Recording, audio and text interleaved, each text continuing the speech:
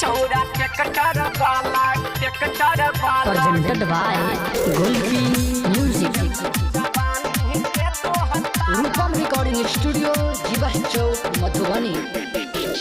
बनल ठनल छौ तोहर जवानी कते तो घोटाला छौरा टेक्टर वाला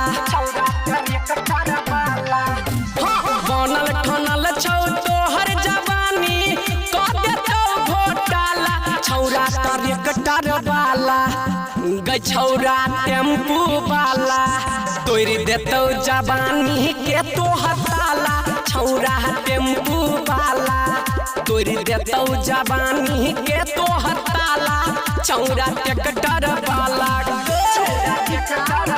अभी आप सुन रहे हैं गायक अनिल शर्मा को। तोड़ देतौ जवानी के तोहर ताला छौरा टेक्टर वाला रूपम रिकॉर्डिंग स्टूडियो जीवा चौक मधुबनी।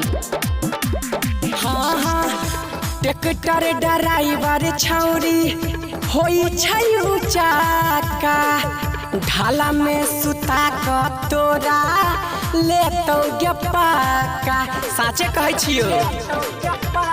हाँ हाँ टेक्टर ड्राइवर छौरी होई छै चाका ढाला में सुता क तोरा लेतौ गे पाका ओठो के चुसतौ गाल के मिसतौ करी है न छौरी हाला छौरा डीजे वाला गछौरा टेक्टर वाला तोड़ देतौ जवानी के तोहर ताला छौरा डीजे वाला तोड़ देतौ जवानी के तोहर ताला छौरा डीजे वाला।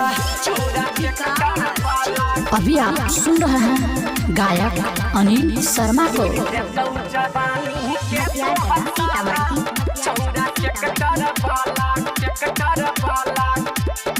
presented by Golpi Music. कहो अनिल सुनना हमर डियर के बगल में बैठा कर तोरा लगे तो गियर के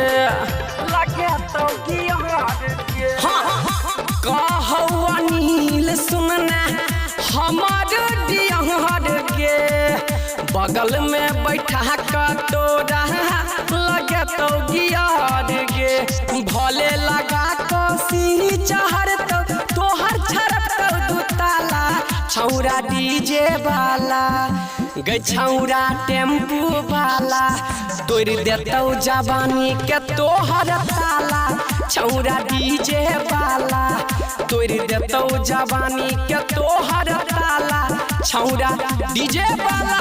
रूपम रिकॉर्डिंग स्टूडियो जीवा चौक मधुबनी।